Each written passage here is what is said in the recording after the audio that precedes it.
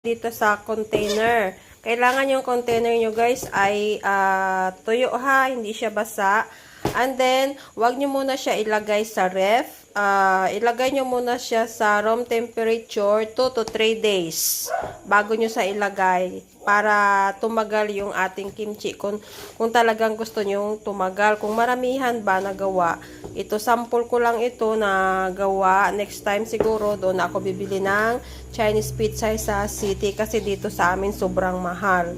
Ito maliit lang siya na pichay, maliit lang, wala pang half kilo.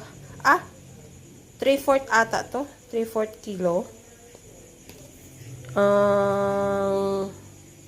Binili ko siya ng 120. So, mahal talaga dito guys. So, thanks for watching. Hope you enjoy.